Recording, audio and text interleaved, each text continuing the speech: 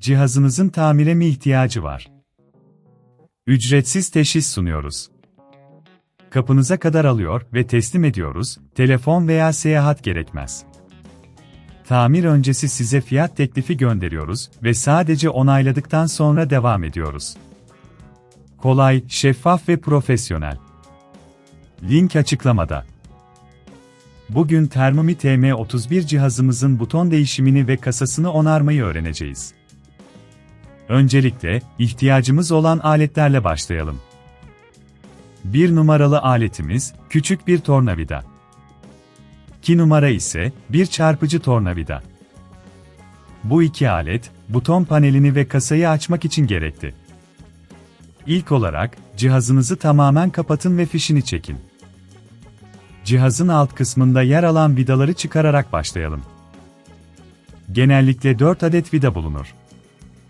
Tornavidanızı kullanarak, dikkatlice vidaları sökün. Bu işlemi yaparken, vidaları kaybetmemek için bir kapta saklayabilirsiniz. Vidaları çıkardıktan sonra, üst kapak kısmını dikkatlice kaldırın. Burada, iç kısımda bazı parçaların yer aldığını göreceksiniz. Temizleme işlemi için fırsat bulmuş olacaksınız. Cihazın içini temizlemek önemlidir çünkü zamanla biriken tortular, cihazın performansını etkileyebilir. Eğer bunun çok zor olduğunu düşünüyorsanız, evden alın ve teslimat hizmeti sunduğumuzu unutmayın. Uzman ekibimiz, cihazınızı kapınızdan alır ve tamir ettikten sonra geri getirir. Şimdi, buton panelini değiştirmeye geçelim. Eski butonları çıkarmak için, yine tornavidamızı kullanarak bağlantıları dikkatlice sökelim. Butonların bağlı olduğu kabloları çıkardığınızdan emin olun. Yeni buton setimizi alın ve eski butonlar yerine yerleştirin. Kabloları düzgün bir şekilde bağladığınızdan emin olun, aksi takdirde cihaz çalışmayabilir.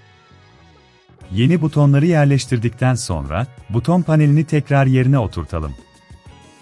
Önce üst kısmı, ardından alt kısmı dikkatlice kapatıyoruz. Vidaları tekrar yerleştirirken, her birinin sıkı olduğundan emin olun. Unutmayın, tamir öncesi fiyat teklifi almanız da mümkün. Bu sayede, ne kadar harcama yapacağınızı bilirsiniz.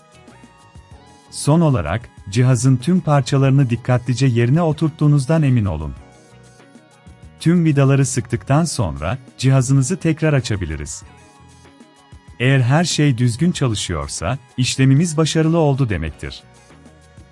Bu eğitimde, Thermomix TM31'in buton değişimi ve kasasının tamiri hakkında detaylı bilgi verdik.